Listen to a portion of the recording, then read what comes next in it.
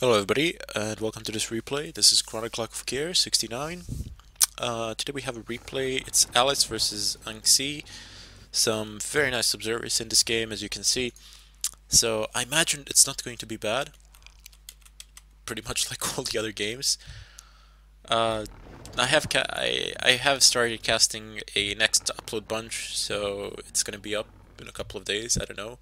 But in any case, I'm trying to keep it up like 5 replays in 7 days. I would really like to set a fixed upload date, but it's very difficult for me because of the internet connection and stuff like that. So I don't really know when I'll upload them, but I will, and I'm trying to have them 5 per week. I just don't upload them at a specific date during the week. I'm really sorry about that, but there's very little that I can do about it in a physical sense. One day it'll change, hopefully. Anyway, uh, it's a Night Elf versus Undead matchup. It's a pretty large map, so a lot of things can happen. This map provides options for a lot of strategies, especially if you take into consideration that that it's not a close spawn. It's basically your opponent is up, and he could not possibly be further. They could not possibly be further from one another. It's quite far, and they're both pretty safe, no problems. Most likely gonna see some fiends. No, no fiends. Fiends build has been dropped completely. We're gonna see the ghoul build and some early harass in all likelihood. I am guessing. This is not certain. Scouting, both scouts going the wrong way. First and second tries. I'm just curious, why did he go here and then from here to the cross side? Why didn't he just go straight down? That would have been much more useful. Uh, don't ask me, so because I don't know.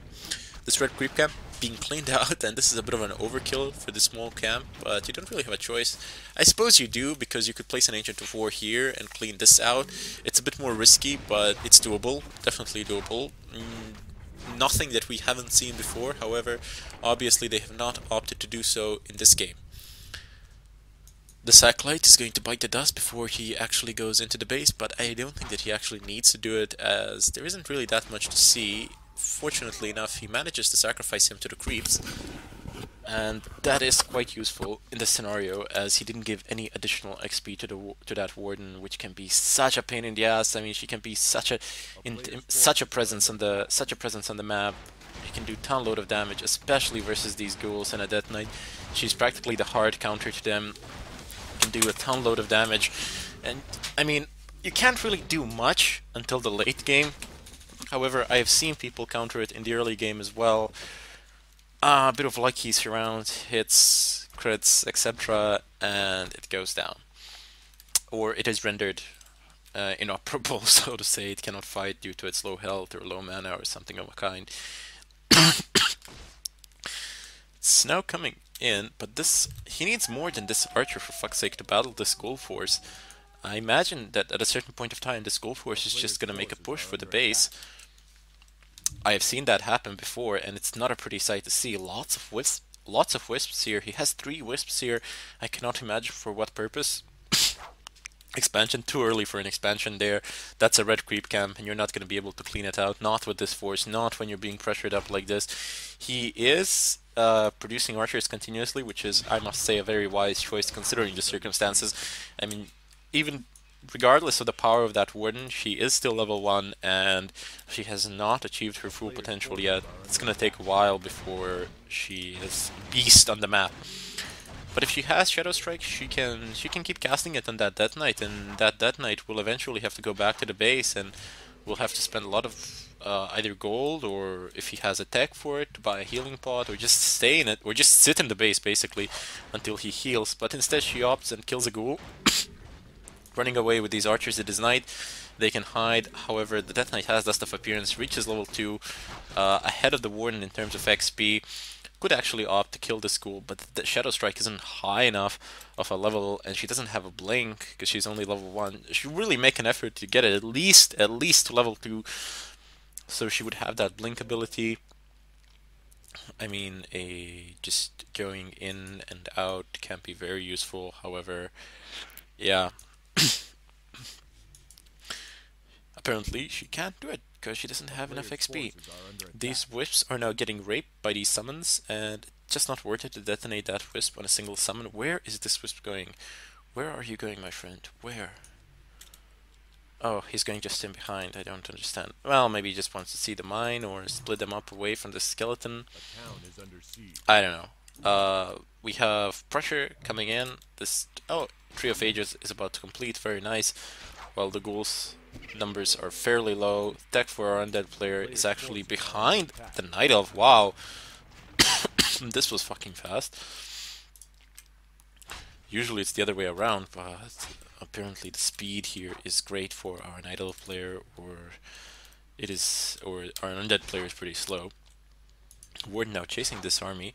I don't think it's going to be able to accomplish much. He's much better off just creeping and getting that level up. Those archers should go over here to this green cam and clean it up to do some long distance creeping. Trying to get one of the ghouls low enough so she can shadow strike.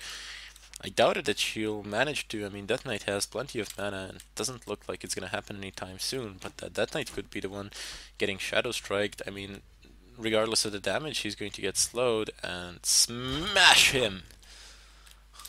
Okay, so he lost some HP, nothing too terrible. Ghouls in behind here. Why are they taking lumber? I have no idea. Come on, activate those archers. Activate. Oh damn! You could have dealt so much damage to that Knight with a Shadow Strike combining with those archers. It would be ridiculous. That tree walking straight through that Knight could have whacked him twice. There we go. Shadow Strike on him. He's down on half HP. And still going down, his health is still going down steadily. There's at least one more Shadow Strike left in that Warden. She could have perhaps casted it and rendered that Death Knight inoperable for a very long amount of time. He would need to go back to the base actually in order to heal up, otherwise it would be impossible. But Lich is now here, and I imagine he has Frost Nova. These archers have just become much less useful. This Warden needs that level 3, needs it so badly, but before she can get level 3, she needs that level 2. She needs a blink so she can go in and out, and our undead player just doesn't seem to want to allow that to happen, but he has Dryads now. The ghouls will take some extra damage from that poison. I mean, like, especially when you spread it around, it damages your units beyond conception. No, do not chase the undead army. Like, go, get that Warden to level 2. You're so close to it. You need that blink, and you will need that level 2 Shadow Strike, without which you will not be able to do much versus the undead army. The Lich is here, he's just baiting you for no reason. Like, fuck the Ancient of War, it's not that important to you. Not anymore, now that you have double lore production in your base. Go and clean up on creep camp so you can have that Warden, so that Warden can be an effective hero. Truth be told, the levels for his counterpart are not that high either, but it's much more important for him to level that Warden up than it is for his counterpart to level up that Death Knight. Without that level 3, this Warden ain't gonna do much versus that army at all. She needs that level 2 Shadow Strike in order to fuck that Death Knight up so she can force a TP of the army. But that does not seem like the likely outcome of this game. Do we have Destroyer Tech? We have the Bestiary. Wow, oh shit, he has Ghoul Frenzy on the way.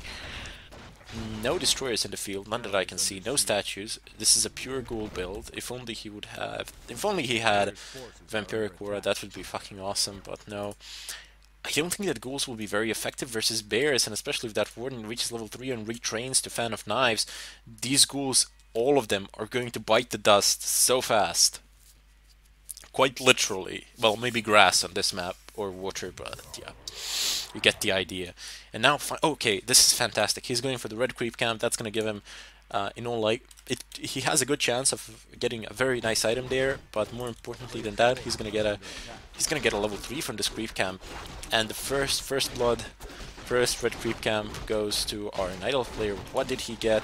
Usobi Mask. Very nice, very nice. There were some better drops perhaps, but this is one of the better ones.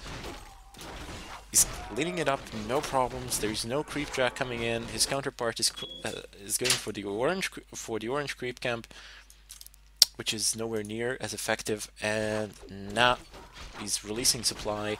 He has used that archer, and now he's throwing her away. I don't know, doesn't seem like a rational choice to me. Oh shit, now he's being pressured in the main, facing the possibility of losing these moonwalls rather fast.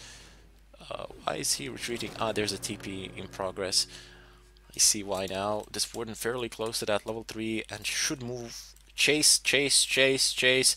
Go back, clean this up, and continue the game from there on. Apparently opting against that choice.